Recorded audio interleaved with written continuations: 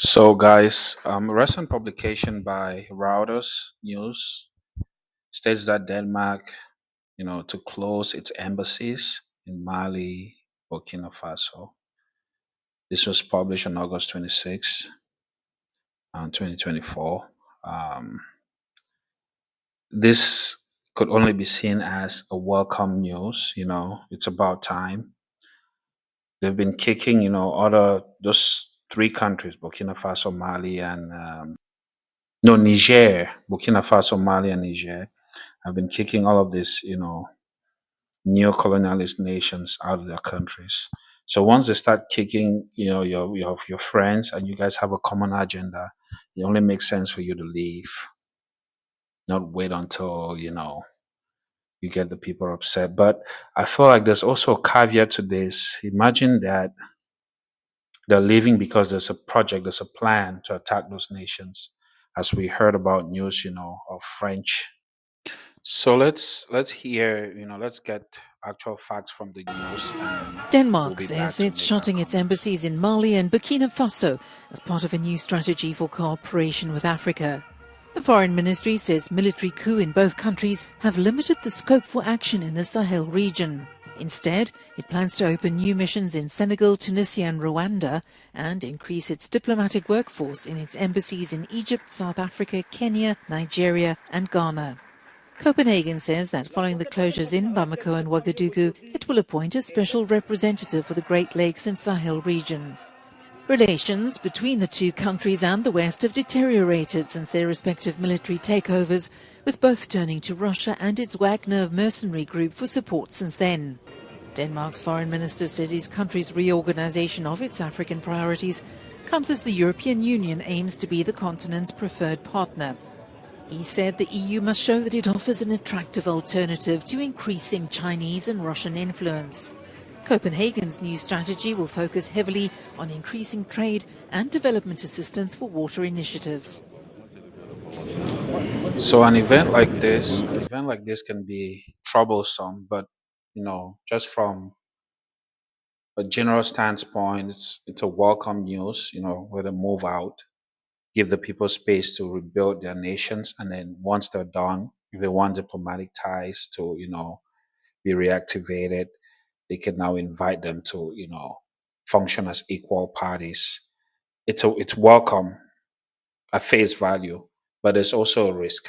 When these countries start pulling out like this, and then we hear news of of French warship at the coast of Cote d'Ivoire, that is a risk. Maybe there's a chance that they're trying to maybe attack.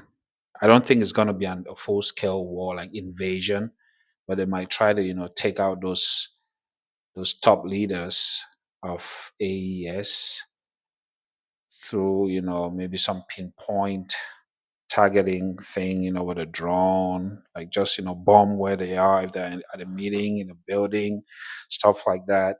They probably have black legs who are trying to sell out those leaders. They'll always have those type of people, and those people might sell information that will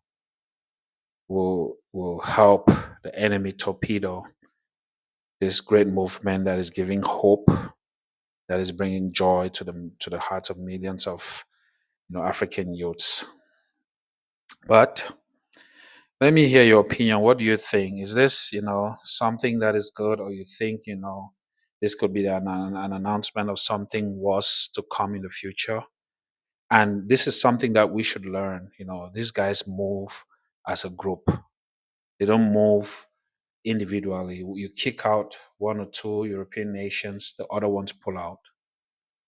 But some African countries, you know, not all, almost all of them, when something happens to one of your peers in a country, you're still sitting there. You're not rallying behind them to make sure, because the way they treat people from your continent is the way they're going to treat all of you. Do not try to have a better tie. Oh, our relationship is stronger with these guys, even though they kicked out Tanzanians or Tanzanians, or no, our ties are different. We have a different. No, if they harass students from a particular nation and say, hey, we're no longer giving, visas to students from Kenya, then the Nigerian embassy, the Togolese embassy, the Angolan embassy should ask the reason why. And if there's no clarity as to why, if they're giving a blanket punishment for whatever reason, then they should also, opt to pull out of that arrangement. And maybe, so we work in unison. We don't always have to do things through the, oh, let the AU that is sponsored by these same guys. They can never do anything. Let the AU make a decision and we follow, and that kind of nonsense. That is too slow. We need a system that is slim and quick, agile. Once they hit one person, the rest react based on how they hit that one person. So that in the future, before they take a move, they know, hey, be careful, this guy's might the clapback is gonna be much stronger. Anyways, let me hear your opinion on this. Who thinks, this is something that, should be welcome, or something that we should be wary about? I'm out.